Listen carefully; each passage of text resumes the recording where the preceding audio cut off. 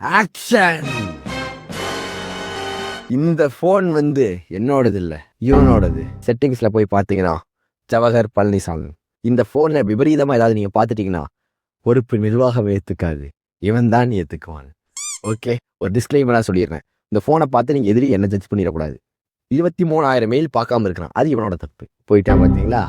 Okay, இப்போது நான் உங்களுக்கு 3 டைப் ஆஃப் எக்ஸ்சேஞ்ச் காட்ட போகிறேன். காயின் டிசிஎக்ஸ் மாதிரி ஒரு ப்ராப்பர் ரெகுலேட்டட் எக்ஸ்சேஞ்ச், பினான்ஸ் மாதிரி ஒரு kind of semi regulated or unregulated exchange, அப்புறம் மெட்டாமாஸ்க் மாதிரி ஒரு ப்ரைவேட் வாலெட். இந்த 3யுமே உங்களுக்கு காமிக்க போகிறேன். ஓகேவா? ஆனால் இதில் எப்படி ட்ரேட் பண்ணுறது, இந்த ட்ரேடிங்கோட சில கான்செப்ட்ஸ் உங்களுக்கு சொல்லி தரப்போகிறேன். That's all going to be about this video. So let's dive straight in. CoinDCX எதுக்குன்னு பார்த்தீங்கன்னா, இது ஒரு ப்ராப்பர் ரெகுலேட்டட் எக்ஸ்சேஞ்ச். ஸோ இதில் நீங்கள் ஒரு 100 ரூபா இன்வெஸ்ட் பண்ணணுன்னா கூட ஃபஸ்ட்டு உங்களை கேஒய்சி ஃபில் பண்ண சொல்லுவோம், அதாவது நோ யோர் கஸ்டமர். ஸோ இதில் போனோடனே பார்த்தீங்கன்னா வெரிஃபை ஆதார்னு கேட்குது. பார்த்தீங்களா? ஆதார்னு பார்த்தாவே உங்களுக்கு தெரியும் இது ஒரு ப்ராப்பர் ரெகுலேட்டட் எக்ஸ்சேஞ்ச். இது ப்ராப்பராக இந்தியன் கவர்மெண்ட் ரூல்ஸ் படி மட்டும்தான் ரன் ஆகுது. ஸோ பாஸ்போர்ட் கேட்குது, இந்த மாதிரி கேஒய்சி கம்ப்ளீட் பண்ண சொல்லுது. ஜவஹர் பழனிசாமிக்கு அவனோட ஃபோனுங்கிறனால அவனுக்கு கேட்குது. நோ யோர் கஸ்டமர், அதான் கேஒய்சி, நோ யோர் கஸ்டமர். இது இந்தியன் கவர்மெண்ட்டோட ரூல். நம்ம கஸ்டமரை பற்றி நம்ம தெரிஞ்சுக்கணும் அப்படிங்கிற மாதிரி ஒரு ரூல் கொண்டாந்துருக்காங்க. ஓகே, ஸோ தட் அவங்க எதுவும் தப்பு பண்ண முடியாதுன்ற மாதிரி. இதுதான் மோஸ்ட் ரெகுலேட்டட் எக்ஸ்சேஞ்சஸ் இப்படி தான் இருக்கும். அண்ட் இது ரொம்ப ரொம்ப அட்வான்ஸ்டாக இருக்காது. இப்போ பினான்ஸ் மாதிரி எல்லாம் பார்த்தீங்கன்னா ஓவர் ரிஸ்க்கெல்லாம் நீங்கள் எடுக்க முடியாது, ஓரளவுக்கு ரெகுலேட்டடாக இருக்கும். ஸோ இப்போ பார்த்தீங்கன்னா எல்லா காயின்னு அந்த காயினோட டாலர் ப்ரைஸிங் இருக்குது. யூஎஸ்டிடிங்கிறது ஒரு ஸ்டேபிள் காயின். ஓகே, ஸோ உங்களுக்கு நான் காயின்ஸை பற்றி நிறைய சொல்லணும். ஒரு கிரிப்டோ காயின், இப்போ பிட்காயின் வச்சுக்கோங்க. ஓகேவா? இப்போ பிட்காயின் இதோட ப்ரைஸ் எதையெல்லாம் டிபெண்ட் பண்ணி டிசைட் ஆகும்னு பார்த்தீங்கன்னா, ஃபர்ஸ்ட் ஒன் டோட்டல் சப்ளை. ஓகேவா? 21 மில்லியன் பிட்காயின் உலகம் பூரா இருக்கு. ஓகேவா? உலகம் பூரா வரக்கூடும். இப்போ இல்லை, இப்போ இருக்கான்னு கேட்டால் கிடையாது. 20 மில்லியன் பிட்காயின் தான் மைன் பண்ணி எடுத்திருக்காங்க. இன்னொரு 1 மில்லியன் பிட்காயின் இனிமேல் தான் மைன் பண்ணணும். மொத்தமாக 21 மில்லியன் பிட்காயின் தான் இருக்குது. இதுதான் டோட்டல் சப்ளை. சர்க்குலேட்டிங் சப்ளைனா உங்ககிட்ட எவ்வளோ இருக்குது, எங்கிட்ட எவ்வளோ இருக்குது, இந்த ட்ரேடில் எவ்வளோ போயிட்டு இருக்குதுன்ட்டு. அதான் உலகத்தில் இப்போ இருக்கிற பிட்காயின். அதுதான் கரண்ட் சப்ளை. அது அரௌண்ட் 20 மில்லியன் பிட்காயின்ஸ் இப்போ இருக்குது. ஓகேவா? அப்போ 20 மில்லியன் பிட்காயின் தான் இப்போ பீப்புள் கையில் இருக்குது. ஓகே, அண்ட் மார்க்கெட்டோட வால்யூம் என்னன்னு பார்ப்போம். இதை மார்க்கெட் கேப்னு சொல்லுவோம். அதாவது எத்தனை கோடி ரூபா பிட்காயின் மேலே போடப்பட்டிருக்கு. ஓகேவா? இப்போ கரண்ட்லி பிட்காயின் மேலே ஃபியூ ட்ரில்லியன் டாலர்ஸ் போடப்பட்டிருக்கு. ஓகேவா? ஃபியூ ட்ரில்லியன் டாலர்ஸ், 1 ட்ரில்லியனா 1,00,000 கோடி டாலர், அப்படின்னா 1 கோடி ரூபா. ஓகேவா? சில கோடி ரூபா பிட்காயின் மேலே போடப்பட்டிருக்கு. இதெல்லாம் சேர்ந்து தான் பிட்காயினோட விலையை முடிவு பண்ணும். விலையை முடிவு பண்ணணும்னு சொல்ல முடியாது, இப்போ அதுக்கு ஏறுமா இறங்குமா இந்த மாதிரியான சில விஷயங்கள்லாம் முடிவு பண்ணும். இது மார்க்கெட் கேப்புங்கிறது ஒரு மாயை மாதிரி தான். அதாவது பிட்காயினோட current value into number of coins இந்த சர்க்குலேட்டிங் சப்ளை போட்டிங்கன்னா உங்களுக்கு அந்த வேல்யூ கிடைச்சிடும். ரொம்ப குழப்பிக்க வேணாம். ஓகே, இதெல்லாம் உங்களுக்கு கூடிய சீக்கிரம் புரிஞ்சோம். இப்போது ஒரு சிம்பிளாக நீங்கள் வச்சுக்கோங்களேன். இதெல்லாம் உங்களுக்கு புரியல தானே? எனக்கு தெரியும், கண்டிப்பாக இது உங்களுக்கு புரிஞ்சிருக்காது. நம்ம சிம்பிளாக இப்போ ஒன்று வச்சுக்குவோம். ஒரு காயினோட விலை ஏறுமா இறங்குமான்னு நம்ம எப்படி கண்டுபிடிக்கிறது? ஓகே, இப்போது 2 இளநீ இருக்கு. ஓகேவா? இளநீ வரைஞ்சிக்கலாமா? இளநீ. ஓகே, 2 சிரிச்சிங்கன்னு வச்சுக்கோங்களேன் யார்கிட்ட பார்த்து. இளநீ. ஓகே, ஸ்ட்ராவோட. இல்ல நீ ஒரு ஆர்டிஸ்ட்னு காமிச்சிட்டே. 2 இளநீ இருக்கு. இப்போ இந்த 2 இளநீ தான் உங்ககிட்ட இருக்கு. நீங்கள் ஒரு ஷாப் கீப்பர். ஓகே, இதுதான் நீங்கள். சக்தி சிரிச்சதுனால நம்ம அவளை வரைவோம். ஓகே, இப்போ சக்தி தான் ஷாப் கீப்பர். அவள் 2 இளநியை விற்கிறான். இந்த இடத்துல 3 கஸ்டமர் வராங்க. இப்போ நீங்கள் எனக்கு சொல்லுங்கள், 3 கஸ்டமர். கஸ்டமர் 1 கமலேஷ், கஸ்டமர் 2 மெஹந்தனா, இன்னொன்று பிரின்ஸ். ஸோ பிரின்ஸ், மெஹந்தனா, அப்புறம் கமலேஷ் 3 பேர் வாங்க வராங்க. 3 பேர்த்துக்குமே இளநீ வேணும். ஒரு இளநீ 10 ரூபா சொல்கிறீங்க. 3 பேரும் 10 ரூபா கொடுக்குறாங்க. 10 3 பேர் 10 ரூபா கொடுத்து எனக்கு கொடுங்கிறாங்க. இப்போ இளநீ விலையை நீங்கள் ஏற்றுவீங்களா இறக்குவீங்களா? ஏற்றுவீங்க. இப்போ நீங்கள் 20 ரூபா சொல்லுவீங்க. 20 ரூபா சொன்னே 3 பேர் 20 ரூபா கொடுத்து நான் வாங்க ரெடியே எனக்கு கொடுங்க. அப்புறம் இன்னும் ஏற்றுவீங்க. 30 ரூபா சொல்லுவீங்க. 30 ரூபா சொன்னீங்க இவன் கண்டுக்குவான். இவங்க 2 பேரும் 30 ரூபா கொடுத்து வாங்கி போயிடுவாங்க. இதுதானே உலக வழக்கம். ஆனால் அதுவே இப்போ மெகந்தனாவும் போயிடுறான். ஓகேவா? இப்போ உங்ககிட்ட 2 இளநீ இருக்கு. ஓகேவா? இப்போ இளநீ விலை 10 ரூபா சொல்கிறீங்க. ஆனால் இவங்க ஒரு இளநீ தான் வாங்குறீங்க. 5 ரூபாய்க்கு கேட்கலாம்ல? கொடுத்தா கூட இல்லை, வேண்டாம் சொன்னால் கொடுப்பீங்களே. ஏன்னா உங்களுக்கு சும்மா தான் வச்சுட்டீங்க, கெட்டு போயிரு இளநீ. கரெக்டா? ஸோ அப்போது டிமாண்ட், இங்கே இருக்கிற பீப்புள் தான் டிமாண்ட். இங்கே நிறையா பேர் இருந்தால் விலை ஏறும். கரெக்டா? அதுவே ரெட் கலரில் நம்ம போட்டுக்கலாம். இங்கே கம்மியான பீப்புள் இருந்துட்டு இங்கே நிறையா இளநீ இருந்துச்சுன்னா, இதெல்லாம் இப்போ நிறையா இளநீ இருக்கு, ஆனால் கம்மி பீப்புள் இருக்காங்க. அப்போ டிமாண்ட் கம்மியாக இருக்குது, சப்ளை அதிகமாக இருக்கு. அப்படி இருந்தால் விலை குறையும். புரியுதா? இவ்வளவுதான். சப்ளைங்கிறது எத்தனை இளநீ, டிமாண்டுங்கிறது வாங்குறதுக்கு எத்தனை பேர் ஆசைப்படுறாங்க. இவ்வளவுதான். புரிஞ்சதில்ல? டிமாண்ட் ஏறுச்சுன்னா விலை ஏறும், சப்ளை ஏறுச்சுன்னா விலை குறையும், டிமாண்ட் இறங்குச்சுன்னா விலை குறையும். ஸோ டிமாண்ட் ஏறுனா விலை ஏறும், டிமாண்ட் குறைஞ்சா விலை குறையும். சப்ளை ஏறுச்சுன்னா விலை குறையும், சப்ளை குறைஞ்சிச்சுன்னா விலை ஏறும். மொத்தத்தில் டிமாண்ட் அண்ட் சப்ளைங்கிறது இதுதான். இது புரிஞ்சுதா? கிளியரா? எல்லாத்துக்குமே புரிஞ்சதில்ல? அந்த டிமாண்ட் அண்ட் சப்ளை பேஸ் பண்ணி இந்த காயினோட வேல்யூலாம் மாறிக்கிட்டே இருக்கும். ஓகேவா? ஆனால் இந்தியன் ருப்பியை ட்ரேட் பண்ணுறது ரொம்ப கஷ்டம், உங்களுக்கே தெரியும். ஏன்னா கிரிப்டோ கரன்சிங்கிறது ஒரு டிஜிட்டல் கரன்சி, இந்தியன் ருப்பிங்கிறது ஒரு ஃபியட் மணி. இந்த ரெண்டையும் நீங்கள் கம்பேரே பண்ண முடியாதுல்ல. ஸோ இங்கேருந்து அக்கௌண்ட்டுக்குள்ளே, இது அக்கௌண்ட்டில் பேங்க்குள்ளே போகிற பணம், இது பிளாக் செயினில் குதிச்சுக்கிட்டு இருக்கிற பணம். இந்த ரெண்டையும் நீங்கள் எக்ஸ்சேஞ்ச் பண்ணிக்கிறது ரொம்ப கஷ்டம் இல்லை. இதுக்காக சூப்பராக கொண்டு வந்திருக்காங்க, அதுதான் USDT. இதெல்லாம் பார்த்தீங்கன்னா USDT பேராக தான் இருக்கும். இது மட்டும் INR பேராக இருக்குது, ஏன்னா இதுவே USDT. மிச்சது எல்லாம் பார்த்தீங்கன்னா USDT பேராக இருக்கும். நல்லா கவனிச்சுக்கோங்க USDTனா என்னன்ட்டு. இப்போ என்ன பிரச்சனைனா, நமக்கு ஒரு காயின் வேணும். அந்த காயினுக்கு பேர் ஸ்டேபிள் காயின். அந்த காயினோட விலை ஏறக்கூடாது, இறங்கக்கூடாது. ஆல்வேஸ் $1. ஓகேவா? $1 தான் உங்களுக்கு 90 rupees. ஆல்வேஸ் அதோட விலை $1 இருக்கணும். அப்படி இருந்துச்சுன்னா உங்களுக்கு ட்ரேட் பண்ணுறது ஈஸி. கரெக்டாக? நீங்கள் இந்த காயினை வாங்கி வச்சுட்டு இந்த காயினை வச்சு ட்ரேட் பண்ணிக்கலாம். ஸோ நம்மக்கிட்ட பணம் இருக்கு, ஒவ்வொரு டைமும் இந்தியன் ருப்பீஸையே வச்சு பிட்காயின் இத்தீரியம்னு வாங்கி மனசை குழப்பிட்டு இருக்காங்க. நம்மகிட்ட இருக்கிற எல்லா பணத்தையும் வச்சு என்ன பண்ணிடலாம்னா USDT வாங்கி வச்சுக்கலாம். ஓகே, அப்போ நான் 10 லட்ச ரூபாய் இன்வெஸ்ட் பண்ணுறேன், 10 லட்ச ரூபாய்க்கு நான் USDT வாங்கிடுவேன். அப்போது தோராயமாக 90 rupeesனா எனக்கு சரி 100 rupees வச்சுக்கோமே, 100 rupeesனா எனக்கு $10,000 கிடைக்கும். இப்போ 10,000 USD கிடையாது, USD தான் US டாலர். இது USD டெத்தர் USDன்னு இருக்கும். ஓகேவா? இது ஒரு கிரிப்டோ காயின். இப்போ எனக்கு 10,000 கிரிப்டோ காயின் கிடைச்சிருச்சு. Crypto coin to crypto coin exchange பண்ணி ட்ரேட் பண்ணுறது ஈஸி தானே. ஸோ அதுக்குள்ளே எக்ஸ்சேஞ்ச் பண்ணிக்கலாம். ஆனால் என்ன பிரச்சனை, இந்த காயின் அதுக்கு ஸ்டேபிளாக இருக்கும். எப்படி ஸ்டேபிளாக ஒரு காயினை வச்சிருக்க முடியும்? ரொம்ப கஷ்டம் இல்லையா? ஏன்னா ஒரு காயினோட விலை ஏறி இறங்கிட்டே தான் இருக்கும். ஸோ இதை மட்டும் பார்த்தீங்கன்னா ஒரு கம்பெனி பேக் பண்ணுறாங்க, ஒரு கம்பெனி இதை பேக்கப் பண்ணுறாங்க. அந்த கம்பெனி என்ன சொல்கிறாங்கன்னா, நான் ஒரு பெரிய கம்பெனி, ஒரு பெரிய பில்டிங். ஓகேவா? என்ன நீங்கள் நம்பலாம்.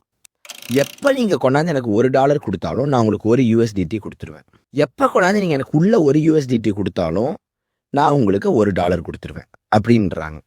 இவங்க இந்த சத்தியத்தை மேக் பண்ணுற வரைக்கும் அதோட விலை $1 தான் இருக்கும். ஏன்னா எவனாவது ஒருத்தர் $2 சொன்னான்னா நான் அவன்கிட்ட போய் வாங்க மாட்டேன். ஏன்னா இந்த கம்பெனியில் போனால் $1 கொடுத்தா ஒரு USDT கொடுத்துருவான்ல, அப்போ ஏன் நான் விட்டுட்டு உன்ட்ட $2 கொடுத்து வாங்கணும்? ஸோ அதோட விலை ஏறாது. அதே மாதிரி அதோட விலை இறங்கவும் செய்யாது. ஏன்னா நான் நான் இது $1 விற்கிறேங்க, நீ அதெல்லாம் முடியாது, $1 தான், நான் ஏன் உன்ட்ட கொடுக்கணும்? நான் போய் கம்பெனிட்டே கொடுத்தா அவனே $1 எடுத்துக்குவான் தானே. ஸோ இதோட விலை பார்த்தீங்கன்னா எப்பயுமே ஒரே டாலரில் இருக்கும். அதுதான் USDT. அப்படி இருக்கிறதுனால முதல்ல நம்மளோட மணியெல்லாம் USDT, இந்தியன் ருப்பீஸ் எல்லாம் USDT மாற்றி USDTலேயே USDT to Bitcoin, USD to இத்தீரியம்னு நம்ம ட்ரேட் பண்ணிக்குவோம். ஸோ நம்ம ப்ராஃபிட்ஸும் USDTயில் தான் இருப்போம். இது ஒரு ஆல்காரிதமிக் காயின் கிடையாது. இது ஒரு பேக்கப் பண்ண காயின், ஒரு கம்பெனி பேக் பண்ண காயின். இதை டூ குவான் அப்படின்னு ஒருத்தர் என்ன சொன்னான்னா, நான் இதோட கதையவே மாத்துறேன், நான் USDன்னு ஒன்று கொண்டாடுறேன், இது பேர் என்ன USDT. அவன் என்ன சொன்னான்னா, நான் இந்த கதையவே மாற்றி, இதெல்லாம் பாருங்க, இதெல்லாம் பெரிய ஸ்கேம், கிரிப்டோவில் நடந்த மிகப்பெரிய ஸ்கேம், யஷ்வந்த் பண்ணுற ஸ்கேமை விட பெரிய ஸ்கேம். UST இப்படின்னு ஒரு காயின், USDTக்கு பதிலாக USTன்னு ஒரு காயின் கொண்டாடுன்னு சொன்னான். அவன் என்ன சொன்னான்னா, இது ஆல்வேஸ் $1 இருக்கும். ஆனால் இது அந்த மாதிரி செமி சென்ட்ரலைஸ்ட் காயின் கிடையாது. அந்த மாதிரி ஒரு கம்பெனி பேக்கப் எல்லாம் பண்ணாது. இந்த கம்பெனி ஏமாத்திட்டு போயிடலாம், நீங்கள் பயன்படுத்தாது இல்லை. இது ஒரு ஆல்காரிதமிக் காயின். அதாவது இந்த காயினோட விலையை $1 எப்படி வச்சிருக்கோம்னா, ஒரு கம்ப்யூட்டர் ப்ரோக்ராம் தான் வச்சுருக்கோம். அதுக்காக நான் இன்னொரு காயின் லான்ச் பண்ணுறேன். அது பேர் தான் லூனா. இப்படின்னு ஒரு காயினை லான்ச் பண்ணோம். ஓகேவா? ஸோ இந்த லூனாவும் யூஎஸ்டியும் இன்டர்னலாக ஒரு சாஃப்ட்வேர் ப்ரோக்ராம் மூலியமாக பேரப் ஆயிருக்கும். ஓகேவா? ஒருவேளை யூஎஸ்டியோட விலை குறைஞ்சிச்சுன்னா லூனா காயின் அது அதிகமாக பிரிண்ட் பண்ண ஆரம்பிச்சிடும். அந்த சாஃப்ட்வேர் ஆட்டோமேட்டிக்காக பிரிண்ட் பண்ணி எல்லாத்துக்கும் டிஸ்ட்ரிபியூட் பண்ண ஆரம்பிச்சிடும். இதில் வர லாபத்தை வச்சு அதை சரி கட்டி மொத்தத்தில் அதை $1 வச்சிருக்கும். இந்த மாதிரி ஒரு ஆல்காரிதமிக் காயின் உருவாக்கணும். என்ன ஆச்சு தெரியுமா? திடீர்னு இது நல்லா தான் போயிட்டு இருந்துச்சு. இலான் மஸ்க் மாதிரி ஒருத்தர் வந்து ஒரு ட்வீட்டை போட்டு கெடுத்து விட்டான். எல்லா பீப்புளும் பயந்துட்டு கிரிப்டோவே வித்து இல்ல அப்ப கூட ஆகல. ரஷ்யா உக்ரைன் வார் திடீர்னு ரஷ்யா கொண்டு போய் யுக்ரைனை பாம போட்டான். எல்லாரும் பயந்துட்டாங்க. இவனு எப்பயுமே வார் வந்தா ஷேர் மார்க்கெட் கீழே போகும். எல்லா பயந்துட்டு எல்லா காயினையும் விற்க ஆரம்பிச்சாங்க. நிறைய பேர் யூஎஸ்டியை விற்க ஆரம்பிச்சாங்க. ஓகேவா? யூஎஸ்டியோட விலை குறைஞ்சிக்கிட்டே இருந்துச்சு. கண்டினியூஸா $0.99 $0.98 போக ஆரம்பிச்சுது. இதோட விலை குறைய ஆரம்பிச்சு லூனா பிரிண்ட் ஆகிட்டே இருந்துச்சு. லூனாவோட விலை குறைய ஆரம்பிச்சிச்சு. லூனாவோட விலை வந்து $110 இருந்துச்சு. $110 எவ்வளோ? கிட்டத்தட்ட $10,000 இருந்துச்சு. ஓகேவா? பிரிண்ட் ஆகிட்டே இருந்தோடனே இதோட விலை குறைஞ்சி இதோட விலை $80 வந்துருச்சு. இப்போ பீப்புள் என்ன பண்ண ஆரம்பிச்சிட்டாங்க? பயந்து லூனா விற்க ஆரம்பிச்சிட்டாங்க. ஐயோ லூனா குறையுதே லூனா விற்க ஆரம்பிச்சிட்டாங்க. இதை வந்து ஃபியரில் செல் பண்ணுறதுன்னு சொல்லுவோம். பயந்து செல் பண்ணுறது. ஸோ லூனா விற்க ஆரம்பிச்சோடனே லூனா இன்னும் குறைஞ்சி $60 வந்துருச்சு. இது குறையறதுக்கு காரணம் இது எல்லாரும் விற்கிறது தான்ட்டு பீப்புள் இன்னும் பயந்து இதை இன்னும் விற்க ஆரம்பிச்சிட்டாங்க. இது $1 இருந்தது $0.50 போயிடுச்சு. இது $0.50 போனோடனே இது $1 சரி கட்டி ஆகணும்ல. இது இன்ஃபைனைட்டா லூனா பிரிண்ட் பண்ணிட்டே இருக்க ஆரம்பிச்சிருச்சு. ஆல்காரிதம் தானே, அதுக்கு தெரியாதுல்ல. லூனா கண்டினியூஸா பிரிண்ட் பண்ணிட்டே இருந்துச்சு. அப்ப சப்ளை ஏறிட்டே போகும்ல. சப்ளை ஏறினா ரேட் குறையும்ல. சல்லுன்னு ரேட் குறைஞ்சு $5 வந்துருச்சு. ஓகேவா? எல்லாரும் பயந்துட்டாங்க. இருக்கிற அத்தனை யூஎஸ்டியை விற்க ஆரம்பிச்சிட்டாங்க. உலகம் பூரா யூஎஸ்டியை விற்கிறாங்க. எல்லாரும் யூஎஸ்டி விற்க இது இன்னும் குறைஞ்சிக்கிட்டே போயிட்டு இருந்துச்சு. இது குறைஞ்சிட்டே போய் 0.00001 வந்துருச்சு. இது வந்தோடனே லூனா வந்து இன்ஃபைனைட் என்ன ஸ்பீட்ல பிரிண்ட் ஆகும். ஒரு செகண்டுக்கு பல ட்ரில்லியன் லூனா பிரிண்ட் ஆக ஆரம்பிச்சிருச்சு. படப்படன்னு இது குறைஞ்சிட்டு போய் 0.000000001 போயிடுச்சு. அப்ப வந்து இதுல பணத்தை லூஸ் பண்ணவங்களா எப்படி தெரியுமா? KSIன்னு ஒரு யூடியூபர் பல மில்லியன் சப்ஸ்கிரைபர்ஸ் வச்சிருக்கிறாரு. ஓகேவா? பல மில்லியன் சப்ஸ்கிரைபர்ஸ் நினைச்சு பாருங்க. அவருக்கு மிகப்பெரிய ஃபாலோவர் பேஸ் இருக்கு. அவர் வந்து ஒரு பெரிய பாட்டெல்லாம் பாடு அனிருத் மாதிரி வச்சுக்கோங்க. என்ன பண்ணாருன்னா இவ்வளவு ஹையா இருந்த ஒரு காயின் $110 $110 ஒரு தடவை ட்ரேட் ஆகிட்டு இருந்த காயின் வெறும் $5 கிடைக்குது. மேபி இது வெரி குட் இன்வெஸ்ட்மெண்ட்னா $20 கோடி இன்வெஸ்ட் பண்றாரு. இதுல நம்ம பணத்துக்கு நம்ம இந்தியன் வேல்யூக்கு $20 கோடி இந்த பிரைஸ்க்கு போடுறாரு. ஓகேவா? அதுக்கப்புறம் அது இவ்வளவு குறையுது. $20 கோடி வெறும் 5 பைசா ஆயிடுச்சு. வெறும் ஒரு 10 நிமிஷத்துல. நினைச்சு பாருங்க அவருக்கு எப்படி இருந்திருக்கும். இது வந்து மிகப்பெரிய அவர் ஒரு ட்வீட்டே போட்டிருப்பாரு. நீங்க நெட்ல போய் பாத்தீங்கன்னா அவர் போட்ட ட்வீட்ல இருக்கும். நான் லைவா பாத்துட்டு இருக்கேன். ஐயோ போகுதேன்னு பாத்துட்டு இருக்கிறேன். பாக்குறப்ப அவரோட ட்வீட் வருது. ஓப்போன்னு இருந்துச்சு. என்னடா நடக்குது மார்க்கெட்லன்ற மாதிரி இருந்துச்சு. நான் உங்களுக்கு காமிக்கிறேன். இதுல வந்து லூனா இருக்குமான்னு தெரியல. இதுல நான் பினான்ஸ்ல காட்டுறேன். நான் சொல்லல இது ரொம்ப ரெகுலேட்டட் எக்ஸ்சேஞ்சுன்னு. ஸோ இந்த மாதிரி ரொம்ப ரிஸ்கி காயின்ஸ்லாம் யூஸ்வலி வச்சிருக்க மாட்டாங்க. பட் சம்டைம்ஸ் வச்சிருக்கவும் சான்ஸ் இருக்கு. ஓகே, இதை வந்து நம்ம டெட் கேட் பவுன்ஸ்ன்னு சொல்லுவோம். அதாவது ஆக்சுவலி அது $5 வந்தோடனே அவர் இன்வெஸ்ட் பண்ணல. $5 வந்துட்டு லைட்டா $6 போச்சு. $6 போச்சு. அவர் என்ன நினைச்சிட்டாருன்னா இறங்கிட்டு இருந்த லூனா திருப்பி ஏற ஆரம்பிச்சிருச்சுன்னு நினைச்சிட்டாரு. ஆனா அதை நம்ம ஆக்சுவலி என்னன்னு சொல்லுவோம் trading terms dead cat bounce. ஒரு செத்த பூனை 10 மாடி ஹைட்ல இருந்து கீழே விழுந்துச்சுன்னா உழுகிற வேகத்துக்கு அது கொஞ்சம் பவுன்ஸ் ஆகும். அப்படின்னா அது மறுபடியும் மேலே போயிடாது. அது திரும்ப கீழே தான் விழுகும். அதை வந்து டச் பண்ணக்கூடாதுன்னு சொல்லுவாங்க. ஓகேவா? ஸோ ஒரு ஷேரோட திடீர்னு குறையுதுன்னா அந்த வேகத்தில் குறைஞ்சதுக்கு அது லைட்டாக மேலே போகும். அதுக்குன்னு அதை வாங்காதீங்க. மேலே மறுபடியும் ஏறுதுன்னு நினைச்சு மறுபடியும் கீழே விழுந்துரும். அது ஒரு செட்டப் போகணும். புரியுதா? இதுதான் டெட் கேட் பவுன்ஸ்ன்னு சொல்லுவாங்க. இருங்க லூனா இருக்கான்னு பார்க்கலாமா? இருக்குது. பார்த்தீங்களா? வெறும் $8 வந்துருச்சு. $10,000 வித்துட்டு இருந்த காயின். இதோட ஆல் டைம் கிராஃப் பார்க்குறீங்களா? பார்த்தீங்களா எப்படி இருக்குதுன்ட்டு? இது வந்து கிராஃப் இந்த காயினோடது. சர்ன்னு இப்படி இறங்குச்சு. எப்படி இருந்திருக்கும் நினைச்சு பாருங்களேன். தெரியுதா எப்படி விழுந்திருக்குதுன்னு பாருங்க. இதோட ஹை பார்த்தீங்களா? இதில் 22 தான் காட்டுது. இது ஏதோ தப்பாக காமிச்சிட்டு இருக்குது. ஆக்சுவலி இதை விட அதிகம் நான் உங்களுக்கு பினான்ஸை காமிக்கிறேன். இதில் என்ன இந்த மாதிரி மிஸ்டேக்ஸ் எல்லாம் கொஞ்சம் இருக்கும். நீங்கள் நினச்சி பாருங்க. இப்படி குறைஞ்சி பார்த்துருக்கீங்களா வேல்யூ? எப்பயுமே ஷேர் வேல்யூ இப்படி ஏறும் இப்படி குறையும் இப்படிதானே இருக்கும். திடீர்னு இப்படி விழுந்துச்சு எப்படி இருக்கும்? இதனாலதான் ஆல்காரிதம் காயின்லாம் ஒரு பெரிய ஸ்கேம்னு சொல்லுவோம். இந்த மாதிரிலாம் நீ ஸ்டேபிளைஸ் எல்லாம் பண்ண முடியாது. அவன் நினைச்சப்ப அவன் பெரிய புத்திசாலின்னு நான் நம்பிட்டு இருந்தேன். அப்போ செமையா யோசிச்சு பண்ணிருக்கான்லன்ட்டு. அப்புறம் தான் தெரியுது மொத்தமா முடிச்சு விட்டு போயிட்டான். நம்மள முடிச்சு விட்டீங்க போங்க. ஓகே, ஸோ இதுல வந்து நீங்க பாக்குற காயின் இதுவும் ரொம்ப இந்த மாதிரி சிம்பிளா தான் இருக்கு. இப்போ டாஜ் காயின்லாம் இந்த மாதிரி ஏறி இறங்கி இப்படி இருக்கும்.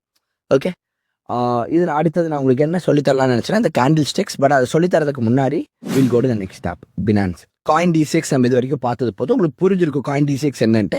நீங்க வாங்கணும்னு நினைச்சீங்கன்னா இந்த பையை கிளிக் பண்ணீங்கன்னா போதும். உங்க அக்கௌண்ட் நம்பர்லாம் கொடுத்து எவ்வளோக்கு வாங்க போறீங்கன்னு கொடுத்தீங்கன்னா அவ்வளோக்கு வாங்கிடலாம். ஆனால் உங்களுக்கு அதுக்கு KYC எல்லாம் ஃபில் பண்ணும்.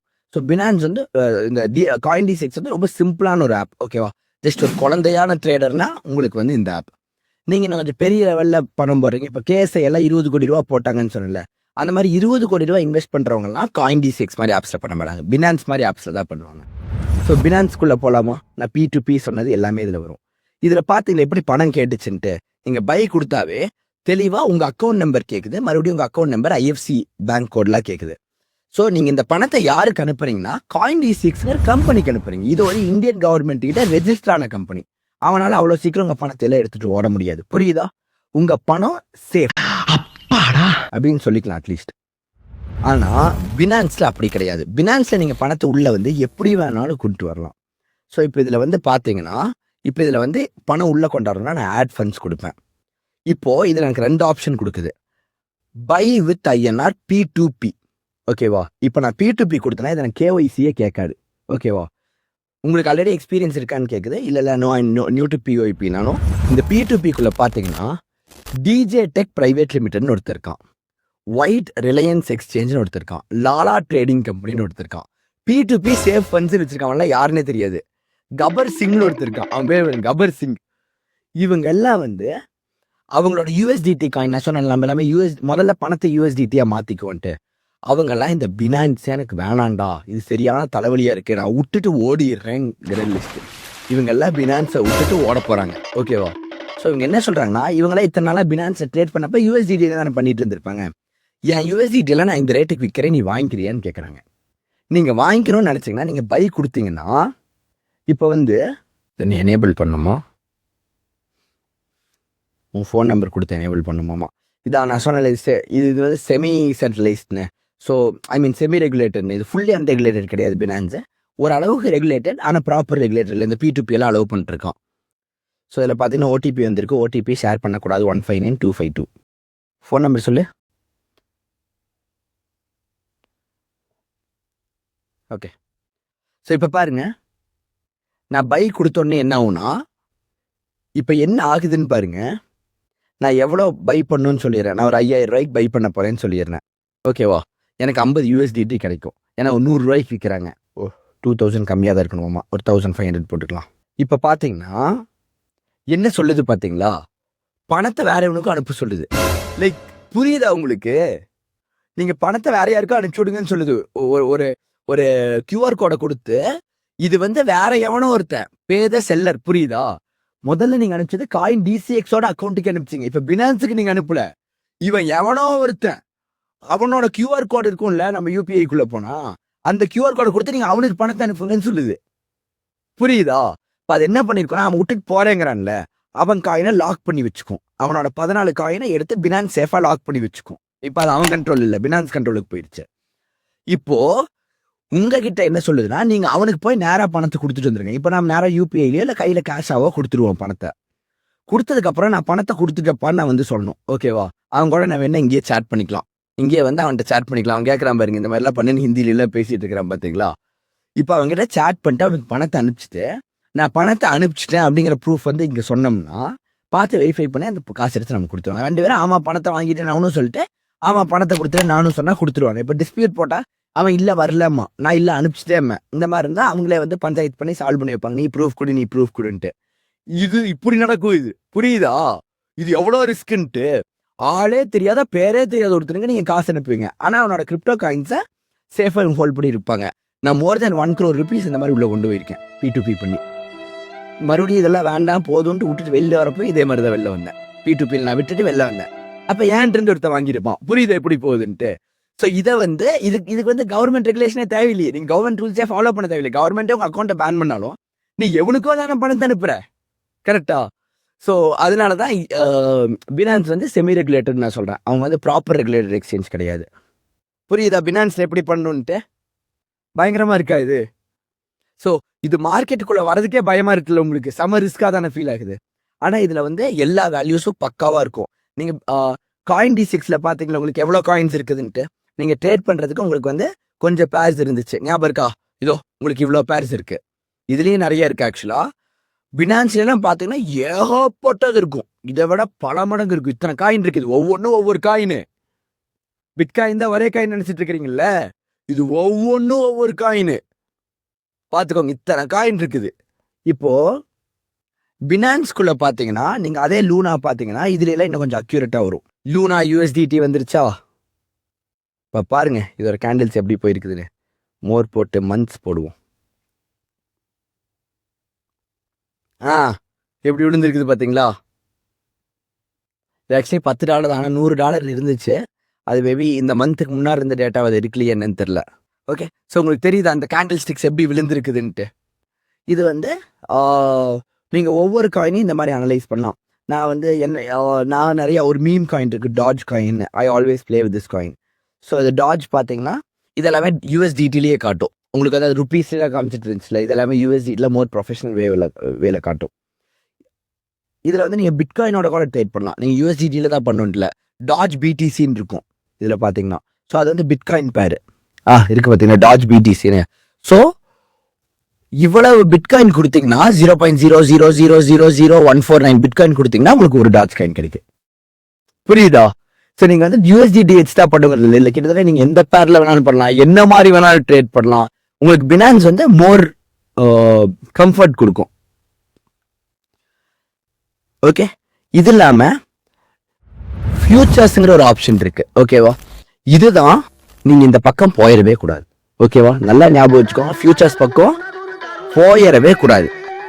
நல்லா கையாட்டுறான். ஏன்னா வா இன்ட்ரடியூஸ் பண்ணி வச்சிருவோம். ரீசெண்டா இவர் 48 லட்ச ரூபா ஃபியூச்சர்ஸ்ல போய் விட்டுருக்கிறாரு. 48 லட்ச ரூபாய் பணத்தை விட்டுட்டான் ஃபியூச்சர்ல போய் ட்ரேடிங் பண்ணி. இதனாலதான் சொல்றேன், ட்ரேடிங் பண்ணிடாதீங்க. நீங்க ஒரு தடவை சொல்லிடு, ட்ரேடிங் பண்ணிடாதீங்க. ஏன் வாழ்க்கை வீண் பண்ணிடாதீங்களா டே கண்ணு. கண்ணு வேண்டாடா சாமி, தாத்தா உங்க பாதத்தை தொட்டு வணங்குறேன். எக்ஸ்பீரியன்ஸ். ஓகே, பண்ணீங்கன்னா பணத்தை விட்டுருவீங்க, மெயினா ஃபியூச்சர்ஸ்ல. ஸோ இந்த ஃபியூச்சர்ஸுங்கிறது என்னன்னு பார்த்தீங்கன்னா காசே இல்லாம காசு சம்பாதிக்கிற ஒரு மெத்தட். ஓகேவா? சிம்பிளா இது எப்படிங்கிறது உங்களுக்கு சொல்லி கொடுத்துட்றேன். ஒரு பிட்காயினோட விலை என்ன? $96,000. ஓகேவா? என்கிட்ட அவ்வளோ பணம் இல்லை, என்கிட்ட $100 தான் இருக்குது. இந்த $100 வச்சுட்டு நான் ஒரு பிட்காயின் வாங்க முடியுமா? முடியாது தானே? ஆனா முடியும். அதுதான் ஃபியூச்சர்ஸ். எப்படின்னா இப்ப நான் என்ன பண்றேன்னா, என்கிட்ட $100 தான் இருக்குது, ஆனா பினான்ஸ் ஓனர்கிட்ட $91,000 இருக்கும்ல.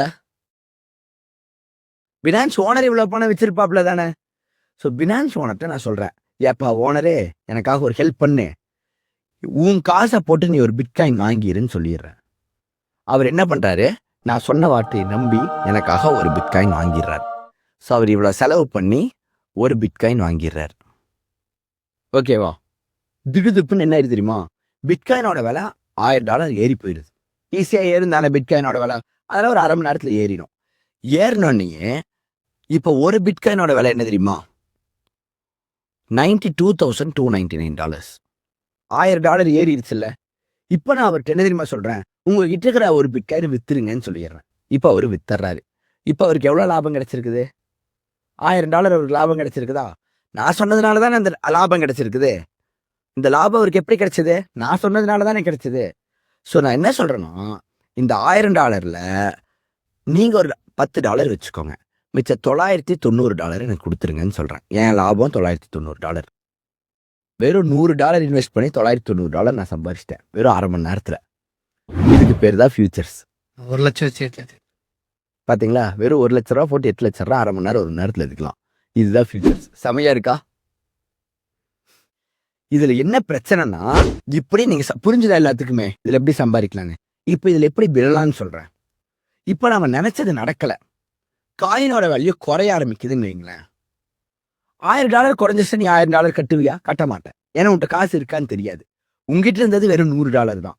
ஸோ பினான்ஸ் ஓனர் என்ன பண்ணுவார்னா, ஒரு பிட்காயினோட விலை இந்த மாதிரி நீங்க எதிர்பார்த்த மாதிரி ஏறாம இறங்க ஆரம்பிச்சிருச்சுன்னு வைங்களேன், இதே ஒரு பிட்காயின் 91 199க்கு வந்துருச்சுன்னா உங்ககிட்ட கேட்கவே மாட்டார். அவரே வித்துருவார், அவரே பொசிஷனை க்ளோஸ் பண்ணிடுவார். ஓகேவா? அவரே அதை வித்து விட்டுட்டு அவருக்கு இப்ப $100 லாஸ் ஆச்சா, நீ $100 வச்சிருக்கிறியா, இந்த $100 எடுத்து அவரு வச்சுக்குவார். இப்ப அவருக்கு வித்த காசே வந்துருச்சா, அவர் என்ன காசு கொடுத்தாரோ அதுவே வந்துருச்சா, வேலை முடிஞ்சதோ, உனக்கு ஒண்ணும் கிடையாது, அவ்வளவுதான் போச்சு, உன் $100 மொத்தமா போச்சு.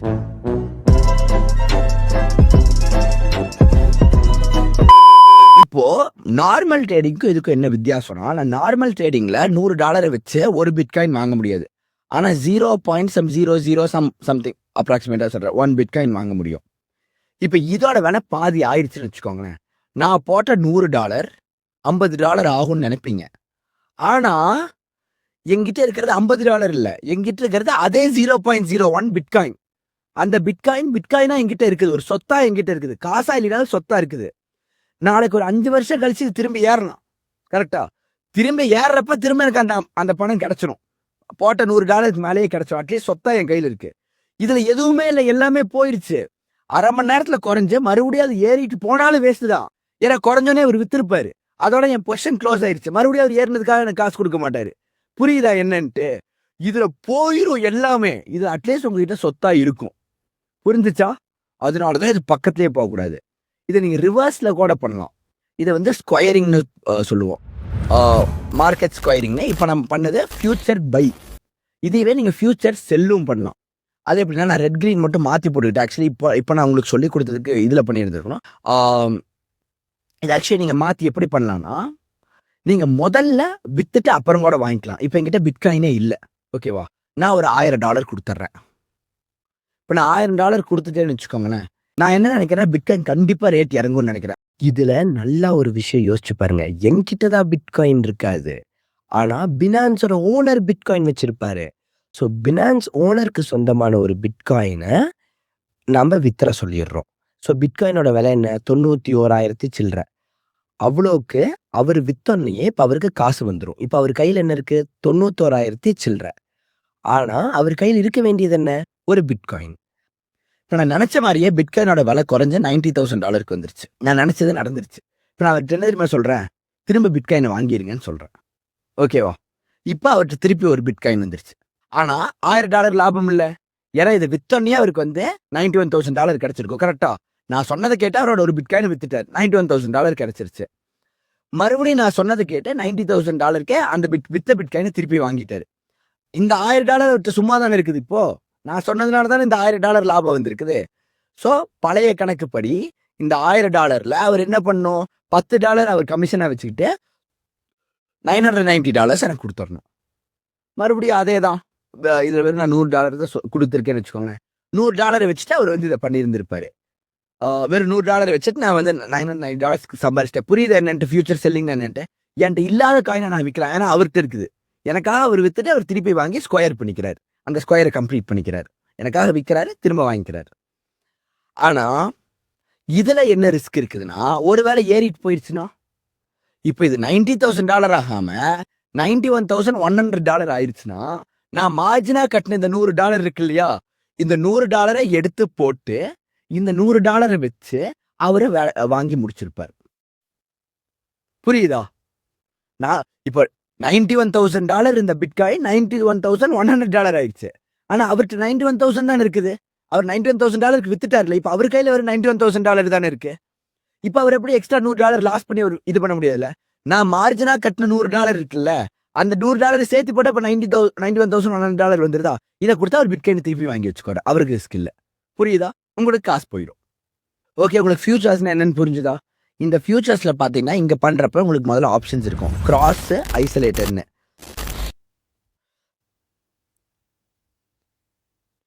அதாவது இந்த கிராஸ்னா என்ன அர்த்தம் தெரியுமா? இதுல வந்து எப்பயுமே நீங்க ஐசோலேட்டட் கொடுத்துக்கணும், அதுதான் சேஃபா. இதை முதல்ல பண்ணவே கூடாது. பண்றவங்க ஐசோலேட்டட் கொடுத்துக்கிட்டா சேஃப். கிராஸ் வந்து ரொம்ப ரொம்ப ரிஸ்க். நீங்க ஃபியூச்சர்ஸ்க்குள்ள ஒரு காயின்ல போடுற பணம் இல்லாம சும்மா உங்க அக்கௌண்ட்ல பணம் வச்சிருப்பீங்களா, அந்த பணத்தையே சேர்த்து எடுத்து அப்படிலாம் பண்ணக்கூடாது. இல்ல நீங்க ஒரு $100 ரிஸ்க் எடுத்து விளையாடலான்ட்டு ஒரு காயின்ல போடுவீங்க. ஒரு $500 ஒரு சேஃப்டிக்கு வச்சிருப்பீங்க. அது அந்த $500 இருந்து காசு எடுக்க ஆரம்பிச்சிடும். கிராஸ்ல வச்சிருந்தீங்கன்னா ஐசோலேட்டர்னா அப்படிலாம் பண்ணாது. $100 போட்டா அந்த $100 தீர்ற வரைக்கும் வச்சிருந்தா அதை முடிச்சு விட்டுரும், வேலையை முடிச்சு விட்டுரும். இது வந்து 10x 20x இதுதான் ரொம்ப முக்கியம், நல்லா கவனிச்சுக்கோங்க.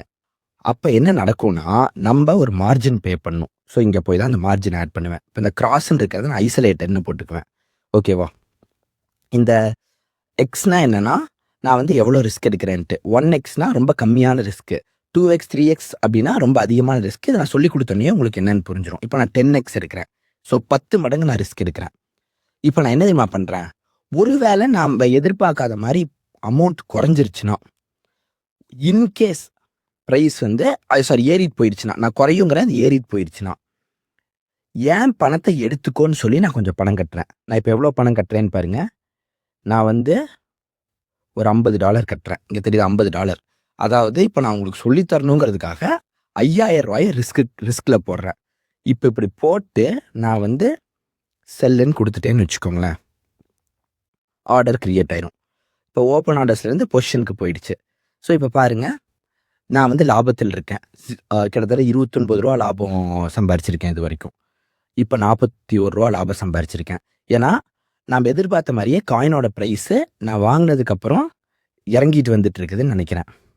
இதுலேயே காமிக்கும் நம்ம என்ன ப்ரைஸ்க்கு வாங்கணும், எல்லாமே காட்டும். ஓகேவா? ஸோ இதுதான் ரொம்ப பேசிக்காக சொல்லணும்னா இதுதான் ஃபியூச்சர்ஸ். நான் அவங்க இதை விற்றுட்டேன். இப்போ எனக்கு கிட்டத்தட்ட பாருங்கள் $71 லாபம் வந்திருக்குது. அது பைசாஸில் தான், அதாவது US டாலரில் இருக்க இன்டூ 100 பண்ணிக்கோங்க. நம்ம ருபீஸ்க்கு இது பண்ணுங்கிறப்போ. ஸோ 65 95னா இது. ஸோ கிட்டத்தட்ட $1 வரப்போகுது பார்த்தீங்களா? நமக்கு $1 கிட்ட வந்துச்சுன்னா நம்ம க்ளோஸ் பண்ணிக்கலாம்னு நினைக்கிறேன். அப்போ $100 ஒரு ப்ராஃபிட்டோட நான் வெளியில் வந்த மாதிரி இருக்கும். வந்துருச்சு. ஸோ நான் க்ளோஸ் கொடுத்துட்டேன்னா நான் திருப்பி வாங்கி கொடுத்துட்டேன்னு அர்த்தம். நான் இப்போ வாங்கி கொடுத்துருந்தீங்க, எனக்கு வந்து மிச்ச அமௌண்ட் வந்து இதாக வந்துடும். இது என்னன்னா 1xல வச்சிங்கன்னா $100 போட்டிங்கன்னா $100க்கே பிட்காயின் வாங்குவீங்க. அப்போ அது லிக்விடேட் ஆகாது. லிக்விடேட்டா உங்கள் காசையும் எடுத்துக்குவான், காயினி எடுத்து பொசிஷனை க்ளோஸ் பண்ணி முடிச்சிருவோம். ஸோ இது லெவரேஜில் வந்து நான் 150x வச்சுட்டேன்னா 150 மடங்கு அதிகம். $100 போட்டோன்னா இன்டூ 150 அப்படின்னா எவ்வளோ? $15,000. $100 போட்டு $15,000 உண்டான காயினை நான் வாங்குறேன். புரியுதா? ஸோ இதில் வந்து நான் இவ்வளோ ரிஸ்க் வேணாம்னு நினச்சினா 30xல வச்சுக்கிட்டேன்னா $100 போட்டு 30xனா இன்டூ 30னா $3,000 உண்டானதை நான் வாங்குறேன். ஓகேவா? அத்தனை மடங்கு அதிகமாக வாங்குறேன், அத்தனை மடங்கு ரிஸ்க் அதிகம். நான் இந்த எக்ஸை வந்து கம்மியாக வச்சுருந்தேன்னா எனக்கு வந்து உடனே லிக்விடேட் ஆகாது. கொஞ்சம் வேலை வந்து ரொம்ப டிஃப்ரென்ஸ் ஆனால் தான் லிக்விடேட் ஆகும். ஸோ இப்போ நான் இந்த இடத்த ட்ரேட் எடுத்திருக்கேன், நான் இறங்கணும்னு எக்ஸ்பெக்ட் பண்ணுறேன். இவ்வளோ இறங்கணும் லிக்விடேட் ஆயிரும் 150 எடுத்தனா. ஆனால் அந்த லிக்விடேஷன் ப்ரைஸ் வந்து கொஞ்சம் ஹையராக இருக்கும். நான் வந்து கம்மியான இது போட்டேன், 10x தான் போட்டிருக்கேன்னா அப்போ இவ்வளோ ஏறினாதான் லிக்விடேட் ஆகும். ஸோ அதுக்குள்ளே இப்படி இறங்கிருச்சுன்னா நான் பொசிஷன் க்ளோஸ் பண்ணி ப்ராஃபிட் எடுத்துக்கலாம். ஆனால் நான் 150x போட்டால் இறங்கிட்டே போயிடணும், லைட்டாக ஏறினா கூட என் காசு போயிடும். ஸோ அதனால லெவரேஜ் தான் இதில். இதுவே இந்த லெவரேஜ் அதிகமாக வைக்கிறவங்க வந்து சூதாடுற மாதிரி தான். இது வந்து கேம்பிளிங் தான். லெவரேஜை வந்து நீங்கள் 150 வச்சுன்னா பக்கா கேம்பிளிங். இது போய் நீங்கள் கசினோட போய் காசு விட்டு வந்துடலாம். அதை விட மோசம் இதெல்லாம் 150x எல்லாம். இதில் விட்டலாம், இதில் போட்டவன வாழ்க்கையே விட்டவன்லாம் இருக்கான் இதில் போட்டு. ஓகேவா? ஸோ இது பக்கமே போயிடாதீங்க. ஓகே, புரிஞ்சது தானே இதுவும்? அடுத்தது உங்களுக்கு வந்து ஃபைனலாக நான் கேண்டில் ஸ்டிக்ஸ் பற்றி சொல்லி கொடுத்துறேன். அதோட நம்ம வந்து இதை முடிச்சுக்கலாம். பினான்ஸ் ஆப்பை வந்து முடிச்சுக்கலாம். ஸோ இதில் வந்து நீங்கள் வந்து யூஸ்வலாக ட்ரேட் பண்ணுறவங்களாம் பார்த்தீங்கன்னா நிறையா சென்டிமெண்ட்ஸ் பார்த்து ட்ரேட் பண்ணுவாங்க. இதை விட முட்டாள்தனமான ஒரு விஷயம் எதுவுமே கிடையாது. நான் இதை சொல்கிறப்பயே சொல்கிறேன், இது ஒரு முட்டாள்தனமான விஷயம்தான். கேண்டில் ஸ்டிக்ஸை பார்த்தலாம் ட்ரேடில் நீங்கள் பண்ணக்கூடாது. அவன் என்னென்னமோ இன்ஃபர்மேஷன் வச்சு ட்ரேட் பண்ணிட்டுருக்கான். நீங்கள் போய் கேண்டில் பார்த்து இந்த கேண்டில் வந்தால் ஏறும், இது வந்தால் இறங்கும்லாம் நினச்சிங்கன்னா it is so funny. But நிறைய பீப்புள், மெஜாரிட்டி க்ரௌட் வந்து கேண்டில் ஸ்டிக்ஸை பார்த்தா ட்ரேட் பண்ணுவாங்க. ஸோ அவங்க நம்பர் அதே விஷயத்தை நீங்கள் நம்பர்னால மேபி அட் டைம்ஸ் லக்கில் கிளிக் ஆகலாம். ஓகே, ஸோ அதனால் நான் உங்களுக்கு அது என்னென்ன சொல்லிடுறேன். இப்போ நீங்கள் வந்து சொலானாங்கிற ஒரு காயின் எடுத்துக்கிட்டிங்கன்னு வச்சுக்கோங்களேன். அந்த காயினோட ப்ரைஸ் எப்படி மாறி இருக்குங்கிறது இது யூஸ்வலி கேண்டில் ஸ்டிக்ஸில் தான் காட்டும். இப்போது இங்கே வந்து உங்களுக்கு நிறைய ஆப்ஷன்ஸ் இருக்கும். 1H போட்டோன்னா இந்த ஒரு கேண்டில் இருக்கு இல்லையா, இந்த ஒரு பச்சை கலர் கேண்டில் இருக்கு இல்லையா, இது 1 ஹவரை குறிக்குது. ஓகேவா? ஸோ இது பார்த்தீங்கன்னா இதை நான் கிளிக் பண்ணனாவே அது எந்த டைமுங்கிறதெல்லாம் சொல்லிடும். ஸோ இது பார்த்தீங்கன்னா 2026 1ஆம் தேதி 12:05 சாரி 2026 Jan 12th அப்போ 5:30 to 6:30 அந்த 1 hour நடந்ததை இந்த கேண்டில் குறிக்குது. ஸோ புரியுதா? அந்த ஒவ்வொரு கேண்டிலும் உங்களுக்கு ஒவ்வொரு மணி நேரம். இந்த ரெட் கேண்டில் 1 மணி நேரம், இந்த பச்சை கேண்டில் 1 மணி நேரம். ஸோ இங்கே 1 2 3 4 5 6 7 8 9 10 11 12 13 14 15 இது மட்டும் 15 மணி நேரமாக நடந்தது. மார்க்கெட்டில் 15 மணி நேரமாக என்ன நடந்துச்சுங்கிறது நீங்கள் இந்த கேண்டில்ஸ் பார்த்தா புரியும். புரியுதா உங்களுக்கு நான் என்ன சொல்லிருக்கேன்ட்டு? இவ்வளவுதான். இதுவே நீங்கள் 1 day போட்டிங்கன்னா இப்போ ஒவ்வொரு கேண்டிலும் ஒவ்வொரு நாள். இது இன்னைக்கு, இது இன்னைக்கு, இது நேத்து, இது முந்தா நேத்து. புரியுதா? ஒவ்வொரு கேண்டிலும் ஒவ்வொரு நாள் குறிக்குது. ஸோ இதில் போட்டால் டைமே வராது. பார்த்தீங்கன்னா டேட் போட்டு தான் வரும். பார்த்தீங்கன்னா முதல்ல இது கூட சேர்ந்து ஒரு டைமும் வந்துச்சு. இப்போ டேட் போட்டு தான் வருது. ஏன்னா இது இந்த ஒரு நாளத்துல என்ன நடந்துச்சுங்கிறதெல்லாம் இந்த கேண்டில் ஸ்டிக் குறிக்குது. ஸோ நிறைய பேர் என்ன சொல்லுவாங்கன்னா, இப்படி இது ஒரு ஹேமர் மாதிரி இருக்கு. இந்த பச்சை பாருங்களேன், பார்க்க ஒரு ஹேமர் மாதிரி இருக்குல்ல, இப்படி ஹேமர் மாதிரி இருந்தால் அதுக்கப்புறம் ஏறும், இந்த மாதிரிலாம் சொல்லுவாங்க. இது ஒரு இன்வெர்டர் ஹேமர், சுத்திய தலையில இருக்கிற மாதிரி இருக்கு, அப்புறம் இருந்தா இறங்கும், இப்படிலாம் சொல்லுவாங்க. அது என்னன்னு எனக்கே தெரியாது. Because I don't believe in all those things. சும்மா சொல்லுவாங்க. அதனால இந்த கேண்டில்ஸை பார்த்து ட்ரேட் பண்றவங்க நிறைய அதிகம். அப்புறம் எம்ஏன்னு சொல்லுவாங்க. எம்ஏனா ஆவரேஜ். இந்த மாதிரி எம்ஏவே 7 MA 20 MA எல்லாம் இருக்கும். இதெல்லாம் நீங்கள் உள்ள இதுலேயே செட்டிங்ஸ் இருக்கும். இதில் போய் இந்த செட்டிங்ஸை நீங்கள் இதெல்லாம் அட்ஜஸ்ட் பண்ணிக்கலாம். உங்களுக்கு என்ன மாதிரி வேணும். இந்த இண்டிகேட்டர்ஸ் போனீங்கன்னா உங்களுக்கு எல்லா எம்ஏவும் வந்துடும்.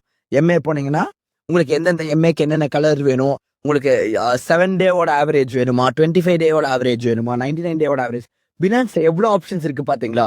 இதனால தான் சொல்கிறேன், இது பெரிய ஆளுங்க டீல் பண்ணுறது இதில் தான் பண்ணுவாங்க. ஏன்னா இவ்வளோ ஆப்ஷன்ஸ், இவ்வளோ விஷயம், இத்தனை விஷயம் இருக்குது. இவ்வளோலாம் CoinDCXல இல்லை இருக்கு. அவங்களும் நிறைய வச்சுருக்காங்க. But not as much as finance for show. இதுலேயே நீங்கள் பார்த்தீங்கன்னா மோர் போனீங்கன்னா உங்களுக்கு இத்தனை ஆப்ஷன்ஸ் இருக்கும். 1 செகண்டுக்கு கூட நீங்கள் ஒரு கேண்டில் எடுக்கலாம். இது பார்த்தீங்கன்னா இப்போ ஒவ்வொரு கேண்டிலும் ஒவ்வொரு செகண்ட் கேண்டில் மாறிட்டே இருக்கு, தெரியுதா? ஒவ்வொரு செகண்டுக்கும் ஒவ்வொரு புது கேண்டில் வருது, தெரியுதா? நீங்கள் அதுவே 1 மினிட்டுக்கு எடுக்கலாம். இப்போ 1 மினிட்டுக்குனா இது ஒவ்வொரு கேண்டிலும் ஒவ்வொரு மினிட். பார்த்தீங்களா, இங்கே கேண்டில் மாறுறது உங்களால் ஃபிசிக்கலி பார்க்க முடியும். ஏன்னா இது 1 மினிட் ஒன்ஸ் மாறிக்கிட்டே இருக்குல்ல. ஸோ இந்த ரேட் மாறுறதே நீங்கள் லைவாக பார்க்க முடியும். இப்போ 1 மினிட் முடிஞ்சோடனே இப்போ பாருங்க, இப்போ 4:05 டைம் 4:06 ஆனோடனே பார்த்தீங்கன்னா இன்னொரு கேண்டில் ஓப்பன் ஆயிரும் பாருங்க. இப்போ மார்க்கெட் இறங்குது, அதனால ரெட்ல இருக்கு. இது ஏறுச்சுன்னா கிரீனுக்கு மாறிடும். இது பார்த்தீங்களா, இருக்கலே லோ அடிச்சோடனே அந்த ஒரு விக்கு மாதிரி வந்துடும். அந்த விக்ல இருந்து அதுக்கப்புறம் குறைஞ்சி ஏறிட்டு இருக்கும். 4:06 வந்தோடனே புது கேண்டில் வந்துச்சு பார்த்தீங்களா? உடனே ஒரு புது கேண்டில் வந்துருச்சு. முதல்ல இந்த ரெட்ல இருந்து இது கிரீனுக்கு போயிடுச்சு பார்த்தீங்களா? புரியுதா இந்த கேண்டில்ஸ் எப்படி ஒர்க் ஆகுதுன்னு? ஸோ உங்களுக்கு எந்த கேண்டில் வேணுங்கிறத போட்டுக்கலாம். இதோட ஆவரேஜ் எல்லாம் பார்க்கலாம். இந்த லைன்ல எதுக்குன்னா, நான் சொன்னேன்ல இந்த எம்ஏன்னு வரும்ட்டு.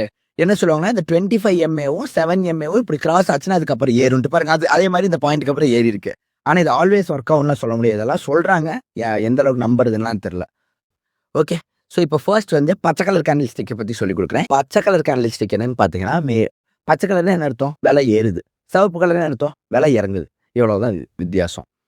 Okay, so first green colour candle stick போய்க்கலாம். இதில் இப்படி தான் பார்த்தீங்கன்னா ஒரு கேண்டில் ஸ்டிக் இருக்கும். ஸோ இதுதான் கேண்டில் ஸ்டிக்கோட பாடி. இதுதான் அதோட விக். பார்த்தீங்களா, இந்த மாதிரி விக் எப்படி வேணாலும் இருக்கலாம். கேண்டிலோட பாடி பெருசாக இருக்கலாம், சின்னதாக இருக்கலாம், விக்கே இல்லாமல் இருக்கலாம். விக் பெருசாக இருக்கலாம். சிலதுக்கெல்லாம் பார்த்தீங்கன்னா விக் மேலே ரொம்ப பெருசாக இருக்கும், சிலது கீழே ரொம்ப பெருசாக இருக்கும், சிலதுக்கு 2 சைடு மேலேயும் கீழேயும் ஈக்குவலாக இருக்கும். இந்த மாதிரி ஸோ எப்படி வேணாலும் இருக்கலாம். பேசிக்காக என்னென்னா, பச்சைனா மார்க்கெட்டில் ப்ரைஸ் ஏறி இருக்கு அப்படின்னா இதுதான் ஓப்பனிங் ப்ரைஸ். இந்த ப்ரைஸை தான் ஸ்டார்ட் ஆயிருக்கு. இந்த கேண்டில் ஆரம்பிச்சிருக்கோம்ல, பழைய கேண்டில் இருந்து புது கேண்டில் வந்தப்போ இங்கிருந்து ஆரம்பிச்சிருக்கும். முடிஞ்சு இதிலிருந்து அடுத்த கேண்டில் போகிறப்ப இங்கே தான் முடிஞ்சிருக்கும். இது க்ளோசிங், இது ஓப்பனிங், இது க்ளோசிங். ஸோ ஓப்பனிங்கை விட க்ளோசிங் அதிகம்னா கேண்டில் பச்சை கலர். இதே சிவப்பு கலர் எப்போ வரும்? இது ஓப்பனிங், இதை விட க்ளோசிங் கீழேனா சிவப்பு கலர். இங்கே ஓப்பன் ஆயிடுது, ஓகேவா? இங்கே க்ளோஸ் ஆச்சா? க்ளோஸ் ஆன இடத்துல தான் ஓப்பன் ஆக முடியும். அதுக்கப்புறம் ரேட் குறைஞ்சி வந்துடுதுன்னா, இங்கே தான் க்ளோஸ் ஆகுதுன்னா இங்கே ரேட் குறைஞ்சிருக்கு. அதனால இது சிவப்பு கலர் கேண்டில். புரியுதா சிவப்புக்கும் பச்சைக்கும் வித்தியாசம் என்னன்ட்டு? ஸோ சிவப்பு கலர் கேண்டில்னா மார்க்கெட் குறைஞ்சிருக்கு, பச்சை கலர் கேண்டில்னா மார்க்கெட்டில் ப்ரைஸ் ஏறி இருக்கு. சிம்பிள் டிஃப்ரென்ஸ், புரிஞ்சுதா? இதில் இந்த விக்கு எதுக்கு அப்படின்னு கேட்டிங்கன்னா, மார்க்கெட் இங்கே ஓப்பன் ஆயிருக்கு, மார்க்கெட் இங்கே க்ளோஸ் ஆயிருக்கு. அப்படின்னா இங்கேருந்து இப்படியே போயிருக்காது, கரெக்டாக இறங்கி ஏறி இறங்கி ஏறி இறங்கி இறங்கி இறங்கி ஏறி இறங்கி இறங்கி ஏறின்னு இப்படி மாறி மாறி போயிருக்கும். இதில் இருக்கிறதுலையே கீழே போன பாயிண்ட் தான் இது, லோவஸ்ட் பாயிண்ட். இதுதான் லோவஸ்ட். அதே மாதிரி இப்படி ஏறி ஏறி இறங்குறப்ப ஹையஸ்ட் போயிட்டு வந்திருக்கும்ல, ஹையஸ்ட் இதுதான். அதே தான் இங்கேயும், இதுதான் லோவஸ்ட்டு, இதுதான் ஹையஸ்ட்டு. ஓகேவா? புரிஞ்சுதா? இவ்வளவுதான். ஸோ இது ஓப்பனிங், இது க்ளோசிங். ஓப்பனிங்னா இங்கே தான் கேண்டில் ஆரம்பிக்குது. எப்போவுமே இந்த கேண்டில் பச்சையா இருந்துச்சுன்னா, இ இதுக்கு முந்தின கேண்டில் இங்கே க்ளோஸ் ஆயிருக்கும். இதுக்கு அடுத்த கேண்டில் இங்கே தான் ஓப்பன் ஆயிருக்கும். ஓகேவா? ஸோ இதுக்கு அடுத்த கேண்டில் ஒரு வேளை பச்சை கேண்டில்னு வச்சுக்கோங்களேன். என்ன ஆயிருக்கும்? அந்த பச்சை கேண்டில் எப்படி இருக்கும்? இருந்து இங்கே தான் அது ஓப்பன் ஆயிருக்கும். ஸோ அது பச்சை கேண்டில்ங்கிறனால மேலே போய் தான் க்ளோஸ் ஆயிருக்கணும். ஸோ இப்படி தான் இருக்கும். இது கீழே வரவே வராது. மேபி விக் இருக்கலாம். ஆனால் க்ளோசிங் இதுக்கு மேலே தான் இருக்கும். ஆனால் அதுவே ஒரு ரெட் கலர் கேண்டில்னா எப்படி இருக்கும்? எப்படியும் அது க்ளோஸ் ஆன இடத்துல ஓப்பன் ஆயிருக்கணும். ஆனால் பாடி கண்டிப்பாக கீழே தான் வரும். ஏன்னா இது க்ளோஸ் ஆன இடத்துல இது ஓப்பன் ஆனாலும் இதோட க்ளோஸ் வந்து இதோட ஓப்பனிங்கே கீழே தான் இருக்கும். அப்போ தான் இது ரெட்டாக இருக்க முடியும். அதனால இது இப்படி தான் இருக்கும். இவ்வளவுதான். புரிஞ்சுதா கேண்டில் ஸ்டிக்ஸ் எப்படின்ட்டு? ரொம்ப சிம்பிள் தான். ஓகே. அண்ட் இந்த கேண்டில் ஸ்டிக்ஸ் வந்து ப்ரைஸ் எல்லாம் டிசைட் பண்ணாது. நமக்கு ஜஸ்ட் விஷுவலைஸ் பண்ண பெட்டரான ஒரு வியூ கொடுக்கும். அவ்வளோதான் இந்த கேண்டில் ஸ்டிக்ஸ் கொடுக்கும். இதுலயே பார்த்தீங்கன்னா நான் வந்து பினான்ஸ் பற்றி உங்களுக்கு எல்லாம் சொல்லி கொடுத்துருனான்னு கேட்டால் ஒரு பர்சன்டேஜ் கூட நான் இன்னும் உங்களுக்கு சொல்லி கொடுத்து முடிக்கல. இதுலயே உங்களுக்கு பார்த்தீங்கன்னா வாலெட்ஸ் இருக்கும். உங்களுக்கு வந்து மொத்தமாக ஒரே ஒரு வாலெட் தான் CoinD6 இருக்கும். இதில் பார்த்தீங்கன்னா ஏகப்பட்ட வாலெட் இருக்கும். வாலெட்லேயே வந்து ஸ்பாட் இருக்கும், ஃபியூச்சர்ஸ் இருக்கும். ஃபியூச்சர்ஸ்குள்ளேயே வந்து USDM இருக்கும், CoinM இருக்கும். இந்த மாதிரி ஏகப்பட்ட வாலெட்ஸ் இருக்கும். இது எல்லாத்தையும் ஒட்டுக்க நான் உங்களுக்கு கொடுத்தேன்னா இல் B overwhelming of information. I don't want to confuse you with all that information. We'll move on to the next step. ஓகேவா? ஸோ பினான்ஸ் வந்து ஒரு ஹியூஜ் ஆப். இந்த ஃபீல் உங்களுக்கு புரிஞ்சிருச்சு தானே? அண்ட் கேண்டில் ஸ்டிக்ஸ் பற்றியும் புரிஞ்சிருச்சு தானே? So will go on to the next step. அதாவது மெட்டாமாஸ்க். மெட்டாமாஸ்க்குங்கிறது இந்த மாதிரி ஆப் கிடையாது. இதெல்லாம் வந்து ஒரு எக்ஸ்சேஞ்ச். இதெல்லாம் வந்து ஒரு ஷேர் மார்க்கெட் மாதிரி. இது ஒரு ஷேர் மார்க்கெட் மாதிரி. ஆனால் இந்த ஆப் வந்து ஒரு ஷேர் மார்க்கெட் கிடையாது. இந்த ஆப் வந்து ஒரு ப்ரைவேட் வாலெட். ஓகேவா? ஸோ இதுக்குள்ளே போனீங்கன்னா இதுக்குள்ளே நீங்கள் வாலெட்ஸை ஆட் பண்ணிக்கலாம். இப்போ வந்து நீங்கள் இதில் போய் உங்களுக்கு இத்தீரியம் வேணும்னு வச்சுக்கோங்களேன். நீங்கள் என்ன தெரியுமா பண்ணலாம்? ரிசீவ்னு கொடுக்கலாம். நான் சொன்னேன்ல $0.01 பிட்காயின்னு. அந்த ஆறுங்கிறதே ஒரு வாலெட் ஐடின்னு சொன்னா இங்கே அந்த வாலெட் ஐடி உங்களுக்கு கிடச்சிரும். இதுதான் ஜவஹரோட வாலெட் ஐடி. ஸோ யாராவது அவனுக்கு உதவி பண்ணணும்னு நினச்சிங்கன்னா இது காசு அனுப்பிச்சிங்கன்னா அவனுக்கு போய் சேர்ந்துடும். இத்தீரியமாக போய் சேர்ந்துடும். பிட்காயினாக அனுப்பணும்னு நினச்சிங்கன்னா அதுக்கு வேறு அட்ரஸ் இருக்கும். ஓகேவா? இது வந்து பிட்காயின் அனுப்பணும்னு நினச்சிங்கன்னா இது பிட்காயினோட அட்ரஸ். கொஞ்சம் வேறு மாதிரி இருக்கா பார்க்குறதுக்கு? இதில் ஆக்சுவலி இதோட ப்ரைவேட் கீழே 32 இது இருக்கணும். இதுலேயும் 32 இருந்தாலும் தப்பில்லை. 1 2 3 4 5 6 7 8 9 10 11 12 13 14 15 16 17 18 19 20 இல்லை 32க்கு மேலே இருக்குது. ஆனால் ப்ரைவேட் கீ பார்த்தீங்கன்னா யூஸ்வலி 32 கேரக்டர்ஸ் தான் இருக்கும். 256 பிட்ஸ் இருக்கும். அதுதான் விஷயம். ஓகே. ஸோ இந்த கியூஆர் கோடை ஸ்கேன் பண்ணி அனுப்பலாம். இந்த அட்ரஸ்க்கும் நீங்கள் அனுப்பலாம். நல்லா ஞாபகம் வச்சுக்கோங்க. காசை நீங்கள் இப்படி அனுப்பிச்சிங்கன்னா கம்ப்ளீட் டீசென்ட்ரலைஸ்ட். யாருனாலையும் கண்ட்ரோல் பண்ண முடியாது. ஆனால் தெரியாமல் இந்த ஒரு எஸ்ஸை போடாமல் விட்டுட்டிங்கன்னு வச்சுக்கோங்களேன், அது அந்த வாலெட்டுக்கு போயிடும். வெறும் இந்த எம்மோட நிறுத்தி அனுப்பிச்சிட்டிங்கன்னா இப்படி ஒரு வாலெட்டே இந்த உலகத்தில் கிடையாது. ஆனால் அந்த வாலெட்டுக்கு காசு போயிடும். அப்படின்னு என்ன அர்த்தம்? அந்த வாலெட்டுக்கு நீங்கள் ப்ரைவேட் கீயே கண்டுபிடிக்க முடியாது. அதுக்கு 58,000 கோடி வருஷம் ஆகும் அது கண்டுபிடிக்கிறதுக்கு. கரெக்டாக அப்படியே பார்த்தோம்ல. அவ்வளோதான். அந்த பிட்காயினை நீங்கள் எரிச்சிருவீங்க. இதுக்கு பேர் தான் பேர்னிங் காயின். சில கம்பெனிஸ்லாம் என்ன பண்ணுவாங்கன்னா வேணும்னே இந்த மாதிரி காயினை பேர்ன் பண்ணுவாங்க. அப்போ சப்ளை குறைஞ்சிடல காயினை பேர்ன் பண்ணுறப்போ அப்போ அவங்க வேல்யூ ஏறுன்ட்டு பண்ணுவாங்க. இந்த மாதிரி வசீரெக்ஸ்கே ஒரு காயின் இருக்குது, WRXன்னு நினைக்கிறேன். அவங்க ஒரு தடவை அப்படி பேர்ன் பண்ணி $17 இருந்த காயின் $120 போச்சு. அதில் நான் ரொம்ப நல்ல லாபம் பார்த்துருக்கேன். 10 மடங்கு கிட்டத்தட்ட ஏறிச்சு. ஸோ அந்த மாதிரிலாம் சம்டைம்ஸ் வந்து பம்ப் பண்ணி விடுவாங்க. இது பேர் பம்பிங்னு சொல்லுவோம். பம்ப் பண்ணி ஏற்றி விடுறது. ஓகே. இதில் என்னன்னா இதில் நீங்கள் தெரிஞ்சுக்க வேண்டியது ஒரே ஒரு விஷயம்தான். இந்த மாதிரி நீங்கள் ரிசீவ் பண்ணி வைக்கிறீங்கல்ல, இது எல்லாத்துக்கும் உங்களுக்கு ஒரு ப்ரைவேட் கீ வேணும்ல. அந்த ப்ரைவேட் கீ எங்கே இருக்குன்னா இந்த 3 கோடை கிளிக் பண்ணிக்கோங்க.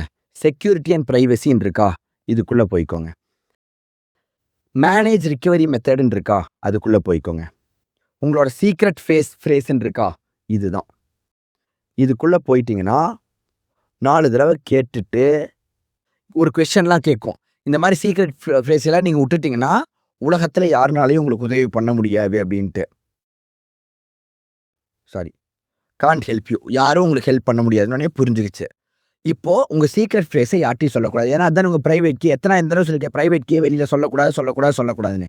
இதுதான் உங்கள் ப்ரைவேட் கீ. நீங்கள் சொல்லலாமா சொல்லக்கூடாதான்னு. ஆமாம், யாராவது என்கிட்ட கேட்டாங்கன்னா அவங்க என்னை ஏமாத்துறாங்க, அது எனக்கு புரியுது, நான் சொல்ல மாட்டேன் அப்படின்னு சொல்லி எஸ் ஐம் பீயிங் ஸ்கேம்னா ஓகே, உங்களுக்கு கேள்விக்கெல்லாம் பதில் தெரியுது, அப்போ நீங்கள் தெளிவாக தான் பார்க்குறீங்க, சும்மா பார்க்கல அப்படின்னு அது புரிஞ்சுக்கும். அப்புறம் தான் அது உங்களுக்கு காமிக்கவே செய்யும். இதுக்கப்புறம் மறுபடியும் பாஸ்வேர்ட் கேட்கும். எவ்வளோ சேஃப்டி பார்த்தீங்களா? ஜஸ்ட் ஒரு கீக்கு. இதுக்குள்ளேயெல்லாம் போய் பார்த்தீங்கன்னா அதில் என்ன தெரியுமா இருக்கும்? இதுக்கப்புறம் நீங்கள் வந்து இதை அப்படியே அமுத்தி பிடிச்சிக்கிட்டே இருக்கணும். இந்த மாதிரி வருது இல்லை, இப்படி ஹோல்ட் பண்ணி பிடிச்சிக்கிட்டே இருக்கணும். பிடிச்சிட்டே இருந்தீங்கன்னா இப்போ தான் காமிக்கும். இதுதான் உங்களோட ப்ரைவேட் கீ. அப்ஸ்கியூர், இதுதான் உங்கள் ப்ரைவேட் கீ. இதுதான் பல ஆயிரம் கோடி ரூபாயை பாதுகாக்கிற 12 வார்த்தை. இந்த 12 வார்த்தையை 2048 தடவை திரும்ப நம்ம என்கிரிப்ட் பண்ணுவோம், அந்த எனிக்மா மிஷனில் போட்டுருக்கிற மாதிரி. அப்போ நமக்கு ஒரு கீ வருமா பெருசா, அதுதான் உங்களோட ப்ரைவேட் கீ. ஓகேவா? அந்த ப்ரைவேட் கீ போச்சு, உங்கள் காசு எல்லாம் போச்சு. ஓகே, ஸோ இது வெளியில் போச்சு, மொத்தமாக போச்சு. உங்களோட இந்த 12 வார்த்தை யார்ட்டையும் காமிச்சிடாதீங்க. இதை காமிக்கிறதும் உங்கள் காசு எடுத்து நீங்களாவே இன்னொருத்தர் கொடுக்குறதும் ஒன்று தான். சரி, நீங்கள் 10 பிட்காயின் வாங்கினீங்கன்னா அது இந்த ஃபோனுக்குள்ளேலாம் இருக்காது, அது நெட்ஒர்க்கில் எல்லாத்து கம்ப்யூட்டர்லையும் இருக்கும். அதை ஆக்சஸ் பண்ணுறதுக்கான கீ தான் இது. புரியுது இல்லை உங்களுக்கு? அவ்வளவுதான். ஓகே, ஸோ இவ்வளோதான். இதுதான் மெட்டாமாஸ்க். இந்த மாதிரி பண்ணுறப்ப உங்களுக்கு புரியுதா? உங்கள் கையில் உங்கள் காயின்ஸ் இருக்கிற மாதிரி ஒரு ஃபீல் வருதா? இதில் பினான்ஸ்லேயும் வசீரெக்ஸ்லேயும் உங்களுக்கு இந்த ஃபீல் வந்திருக்கா? சாரி, காயின் டிசிஎக்ஸ்லையும். இதில் உங்கள் காயின் உண்மையாக உங்ககிட்ட இருக்கிற மாதிரி ஒரு ஃபீல் இருக்கும். ஏன்னா இந்த கீயே உங்ககிட்ட இருக்குது, அது ரெண்டத்துலேயும் கீ உங்ககிட்ட இல்லை. ஸோ நீங்கள் வந்து டெக்னாலஜி தெரிஞ்ச ஒரு ட்ரேடராக இருந்தீங்கன்னா நீங்கள் இதில் தான் வந்து பிட்காயின்ஸை ஸ்டோர் பண்ணி வைப்பீங்க. ஃபைனலாக I want to show you guys one final thing. Coin market cap. இந்த காயின் மார்க்கெட் கேப்புங்கிறது ஒரு வெப்சைட். இதில் ஒவ்வொரு காயினோட மார்க்கெட் கேப்பையும் காட்டுவாங்க. ஸோ நீங்கள் ஒரு எக்ஸாம்பிள் பிட்காயின்குள்ளே போனீங்கன்னா பிட்காயினோட மார்க்கெட் கேப் எல்லாமே நீங்கள் இதில் பார்த்துக்கலாம். இதில் இங்கே போனீங்கன்னா தெரியுது பார்த்தீங்களா, 1.82 ட்ரில்லியன். நான் சொன்னேன் 1.7 ட்ரில்லியன் தான் அதோட மார்க்கெட் கேப்னு. 1,82,000 கோடி டாலர் பணம் ஒர்த் ஆஃப் பிட்காயின் உலகம் பூரா இருக்குது. மொத்தமாக நான் சொல்லேன் இல்லையா, 21 மில்லியன் பிட்காயின் தான் உலகம் பூரா இருக்குன்னு. ஸோ டோட்டல் சப்ளை பாருங்கள், மேக்ஸிமம் சப்ளை வந்து 21 மில்லியன். அவ்வளோ பிட்காயின் தான் மொத்தமாகவே மைன் பண்ணி இருக்க முடியும். இது வரைக்கும் மைன் பண்ணி எடுத்து மக்களுக்குள்ளே புழங்கிட்டு இருக்கிற பிட்காயின் பார்த்தீங்கன்னா கிட்டத்தட்ட 20 மில்லியன் பிட்காயின்ஸ். ஓகேவா? ஸோ நீங்கள் 20 மில்லியன் பிட்காயின் இன்ட்டு பிட்காயினோட கரண்ட் வேல்யூ போட்டிங்கன்னா உங்களுக்கு மார்க்கெட் கேப் கிடச்சிரும். இதையும் மல்டிப்ளை பண்ணால் உங்களுக்கு இது கிடச்சிரும். இந்த மார்க்கெட் கேப்பை நீங்கள் சிம்பிளாக புரிஞ்சுக்கணுன்னா, மார்க்கெட் கேப் அதிகம்னா கடல் தண்ணி மாதிரி, கடல் மாதிரி.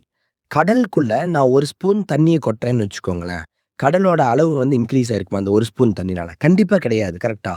அது மேட்ரேல் அவ்வளோ பெரிய கடலுக்கு முன்னாடி நான் கொட்டுற ஒரு ஸ்பூன் வந்து அந்த தண்ணியை மேலே வர வைக்காது.